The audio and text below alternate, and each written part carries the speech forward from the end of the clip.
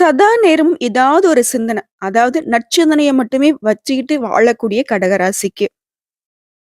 தலைப்பு என்ன போட்டிருக்கோம்னாக்க, 6 good news வந்துட்டு குரு பகவானுடைய வக்ர பெயர்ச்சி காலத்துல கடகராசிக்கு நடக்க போகுதுன்னு போட்டிருக்கோம். குரு பகவானுடைய பெயர்ச்சி அப்படிங்கிறது பெரிதா எந்த ஒரு நல்லதையுமே கடகராசிக்கு பண்ணல. உண்மைதானே? குரு பார்த்தால் கோடி நன்மை, குரு பார்க்க கோடி பாவங்களும் விலகி போகும். ஆனா, அதன் காரணமா நம்மளுடைய கடகத்திற்கு எந்த ஒரு நல்லதுமே நடக்கல அப்படிங்கிற பட்சத்துல, இவ்ளோ நாளா கஷ்ட காலமா தான் போயிட்டு இருந்துச்சு. பல வருட கஷ்டம்னே சொல்லலாம்.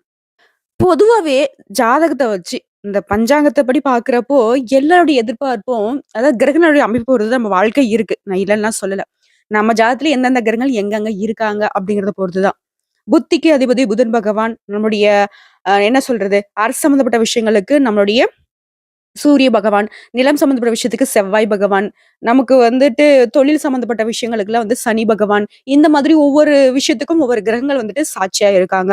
அவங்களுடைய தோற்றத்தையும், அவங்களுடைய சுழற்சிய பொறுத்து தான் நமக்கு அந்த விஷயத்துல நல்லதும், கெட்டதும் நடக்கும். அப்படி வச்சு பார்க்கிறப்போ நம்மளுடைய எல்லாருடைய எதிர்பார்ப்பும் என்ன தெரியுமா?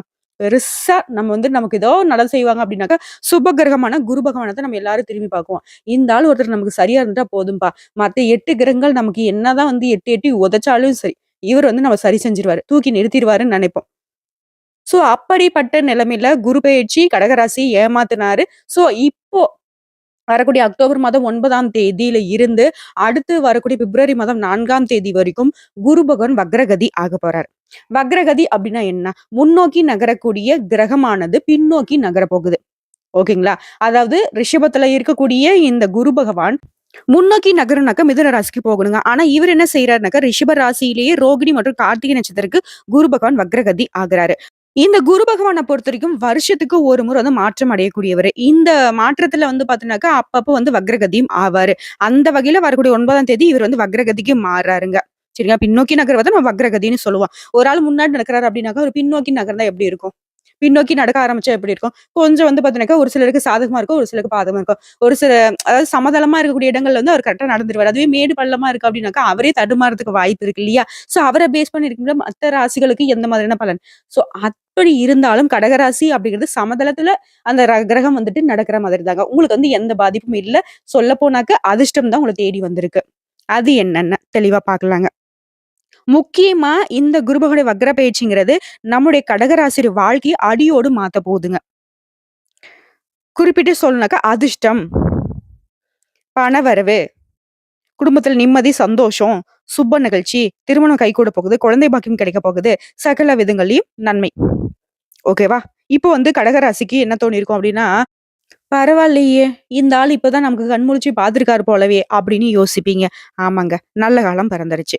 கடக ராசிய பொறுத்தவரைக்கும், கடகத்துல பிறந்தவங்க, கடக லக்னத்துல பிறந்தவங்களுக்கு பண மழையில நனையக்கூடிய அதிக வாய்ப்பு இருக்கு.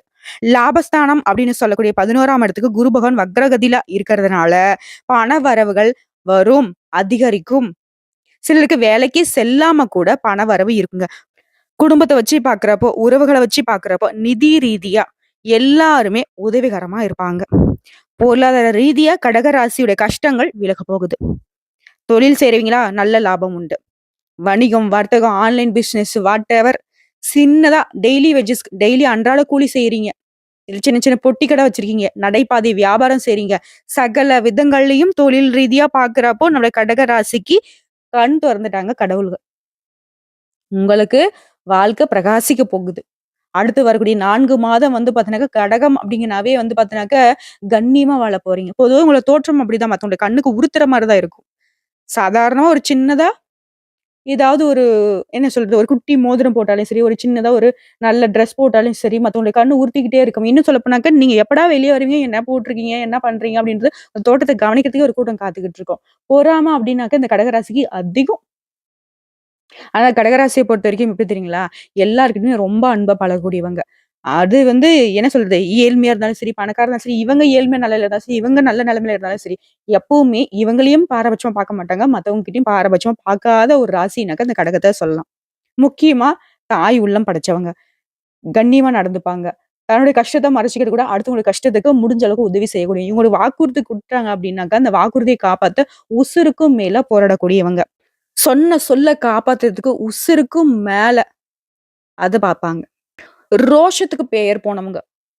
கவரிமான் பரமன்னு சொன்னா அத வந்து கடகராசி சொல்லலாம். ஒத்த முடி விழுந்தாலும் சரி, தலையே போகுது வெட்டிக்கோ. என் தன்மானத்துக்கு இழுக்க வரக்கூடிய எந்த விஷயத்தையும் நான் செய்ய மாட்டேன். என் தன்மானத்துக்கு இழுக்க வரக்கூடிய எந்த இடத்துலயும் நான் நிக்க மாட்டேன். எவனா இருந்தா எனக்கு காசு, பணம் எவ்வளவு வச்சிருந்தாலும் சரி, அவன் பாக்கெட்டோட இருக்கட்டும். அவனுக்கு நான் தல வணங்கணுன்ற அவசியம் கிடையாதுன்னு வாழ்க்கையே வாழக்கூடியவங்க. இதனாலவே நெறைய இடங்கள்ல கெட்ட பேரு வாங்கியிருப்பாங்க. பட் பரவாயில்ல. நான் வந்து நல்லவன்னு உன்கிட்ட நான் ப்ரூவ் பண்ற அவசியம் கிடையாது. நீ குடுக்கக்கூடிய சர்டிபிகேட் எனக்கு தேவையில்ல. அப்படின்னும் வாழுவாங்க. எந்த அளவுக்கு வந்து பார்த்தீங்கன்னாக்கா பணிஞ்சு போறாங்களோ, அந்த அளவுக்கு தனக்கும் பணிவு இருக்கணும்னு எதிர்பார்க்கக்கூடியவங்க. இப்படிப்பட்ட குணநலங்களோட வாழ்க்கையை வாழக்கூடிய, கஷ்ட காலத்தையும் கண்ணியமா வாழக்கூடிய கடகராசிக்கு குரு பகவானுடைய வக்ர பயிற்சி அப்படிங்கிறது ரொம்ப அமோகமா இருக்குங்க. சந்தோஷமா இருங்க கடகராசிக்காரங்களே. 6 விஷயம் நான் சொல்லியிருக்கேன். என்னன்னு தெளிவா பார்க்கலாங்களா? குரு பகவானுடைய பயணம் அப்படின்னாவே நம்மளுடைய வாழ்க்கையில சில மாற்றங்களை ஏற்படுத்துவாரு. வக்ர பயிற்சி அப்படின்னாக்கா வாழ்க்கையோட போக்கையே அடியோட மாத்தக்கூடிய பலம் உண்டு. குரு பகவானுடைய பேச்சினால வாழ்ந்தவங்களும் இருக்காங்க. அவரால வீழ்ந்தவங்களும் இருக்காங்க. இந்த இடத்துல நம்ம என்னத்த பார்க்கணும்? இடம். அவர் பார்க்கக்கூடிய இடம். நகரக்கூடிய இடம். இத பொறுத்து தான் பலன் அமையும். அப்படி பார்த்தோம்னாக்கா, இந்த முறை ரிஷப ராசியில ரோகிணி, கார்த்திகை நட்சத்திரங்களுக்கு குரு பகவான் வக்ரகதி அடையறதுனால, கடக ராசியுடைய பலன்கள்னா, மொத விஷயம். ஏமாற்றம் அடைந்திருந்தால் அதை சரி செய்யக்கூடிய காலகட்டம். ஆனா எந்த ஒரு விஷயத்த செய்யறதா இருந்தாலும் சரிங்க, கடக ராசிக்காரங்களே ரொம்ப யோசிச்சு செய்யுங்க. ரிஸ்க்லாம் வேணாம். அதே மாதிரி அதீத வேலையில ஈடுபடாதீங்க. நீங்க உறுதியானவங்க தான். சாதனைகளை சாதாரணமா செய்யக்கூடியவங்க தான். ஆனா இந்த காலகட்டத்துல கடகம்னாவே வந்து பார்த்தீங்கன்னா, கற்பனையில மிதக்கக்கூடியவங்க தான். காதல்லையா இருக்கட்டும், எந்த ஒரு விஷயத்தும் இவங்களுடைய அதீத சிந்தனை வந்து பார்த்தீங்கன்னாக்க, கற்பனையில ஒரு கோட்டை கட்டி கோட்டை மேல வந்து பார்த்தீங்கன்னாக்க, இவங்க நின்னுகிட்டு இருக்கிற மாரி கற்பனை பண்ணுவீங்க. அது உங்களுக்கு சாதாரண விஷயம் தான். சொல்லப்போனாக்க கடகம் வாழ்றதே இந்த கற்பனையில தான்.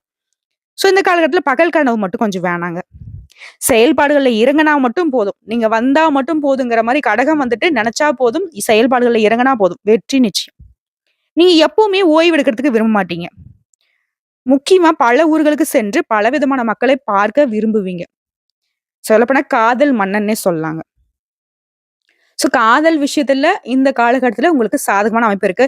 ஆல்ரெடி காதல்ல இருக்கீங்க அப்டின்னாக்கா, அது திருமணத்துக்கு முன்னேறி போகும். திருமணத்துல நிச்சயம் பண்ணி வச்சிருக்கீங்க அப்டின்னாக்கா, அந்த காதல் இன்னும் இனிமையா மாறும். ஓகேங்களா? காதல் விஷயத்துல சூப்பரா இருக்கு.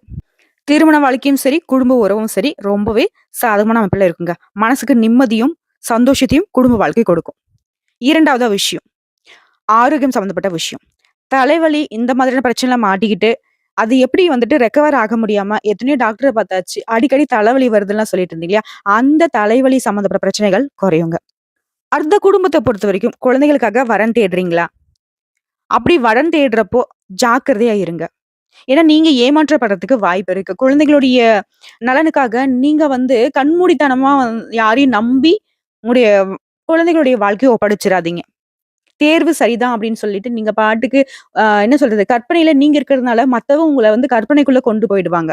கொஞ்சம் ஜாக்கிரதையா இருங்க. ஆ இன்னும் சொல்லப்போனாக்கா, வயிறு சம்மந்தப்பட்ட பிரச்சனைகள் வந்துட்டு இந்த காலகட்டத்தில ஏற்படுறதுக்கு வாய்ப்பு இருக்கு. அத கொஞ்சம் பார்த்துக்கோங்க. குடும்ப உறவுலயும் சிக்கல்களை ஏற்படுத்த ஒரு கூட்டம் சுத்திக்கிட்டு இருக்கு. நம்முடைய வீட்டு விஷயத்த மத்தவங்க இன்வால்வ் ஆகாம பார்த்துக்கோங்க. வீட்டு விஷயம், வீட்டு சம்மந்தப்பட்ட பிரச்சனைகள் யாருக்கும் தெரியாமலும் வச்சுக்கோங்க. சொந்தமா இருக்கட்டும், யாரா இருக்கட்டும், எப்படிப்பட்ட ஒரு நெருங்கிய உறவா இருந்தாலும் சரி, நம்முடைய குடும்ப விவகாரத்துல அவங்க தலையிடக்கூடாது. அடுத்தது குடும்பத்திலேயே கணவன் மனைவி உறவு அப்படிங்கிறது இத்தன நாளா சண்டை சச்சரவு, நீ பெருசு, நான் பெருசுன்லாம் போயிட்டு இருந்தா கூட, இந்த காலகட்டத்துல கணவர் கூட ஒரு இணக்கமான சூழ்நிலை இருக்குங்க. நீங்க விட்டு குடுத்து நடந்துக்கிட்டீங்க அப்படின்னாக்கா, உங்கள மாரி ஒரு கெட்டிக்காரங்க யாரும் இருக்க மாட்டாங்க. அதாவது கடகராசி சேர்ந்தா ஆணா இருக்கட்டும், பெண்ணா இருக்கட்டும், உங்களுடைய வாழ்க்கை துணை கிட்ட விட்டு குடுத்து போங்க. அதாவது சந்தோஷம்னா என்ன அப்படிங்கிறத முழுமையா அனுபவிக்க போறீங்க. அடுத்த 3வதா ஒரு விஷயம். விவகாரமா இருக்கக்கூடிய நிலங்கள வாங்க வேண்டாங்க. நிலம் சம்மந்தப்பட்ட விஷயத்த ஏதாவது கடகராசிக்காரர்கள் வந்துட்டு ஹேண்டில் பண்றீங்க அப்டின்னா, அதுல வந்து ரொம்ப கவனமா இருக்கணும். அவங்க வில்லங்க பாத்துட்டாங்க, இவங்க வில்லங்க பாத்துட்டாங்க, அவங்க சொன்னாங்க அதனால நிலம் வாங்குறேன். இந்த மாதிரி எந்த ஒரு பேச்சுக்கும் இடம் இருக்கக்கூடாது. தீர ஆலோசித்து தீவிர விசாரணைக்கு அப்புறம் தான் நீங்க நிலபலம் வாங்குறதாவே இருக்கணும். அடுத்ததான் ஆரோக்கியத்திலும் சரி, குடும்பத்திலும் சரி, இத்தனை நாட்களாக இருந்து வந்த சிரமங்கள் விலகப் போகுது. தலைக்கு வந்த விஷயம் எல்லாமே தலைப்பாகையோடு போகப் போகுது. முக்கியமா ஒரே ஒரு விஷயங்க. இந்த நேரத்துல சொல்றேன். கடகராசிக்காரங்க என்ன தெரியுமா பண்ணணும்? யாருக்கும் வாக்குறுதி குடுக்காதீங்க. வாக்குறுதி குடுத்தாலே உங்களுக்கு வந்து கஷ்டம் தொடரும்ன்றத முடிவா அப்படியே எழுதி வச்சுக்கோங்க. இது வந்து இன்னைக்கு மட்டும் கிடையாது. எப்பவுமே. நீங்க வந்து வெற்றியாளரா இருக்கணும். கடகராசிய பொறுத்தவரைக்கும் கஷ்டப்படக்கூடாதுன்னு நெனச்சுட்டா, பல விதமான கஷ்டம் இந்த வாக்குறுதினால தான் கடகம் வந்து அனுபவிச்சுட்டு இருக்கீங்க. நம்ம சொல்லக்கூடிய விஷயங்கள் உண்மைன்னு கமெண்ட் பாக்ஸ்ல பதிவிடுங்க. ஒண்ணும் இல்ல. ஒரு ஃப்ரெண்டு கிட்ட நாளைக்கு வரேன்ப்பா அப்படின்னு நீங்க வந்து ஒரு வாக்குறுதி குடுக்குறீங்கன்னு வச்சுக்கோங்களேன்.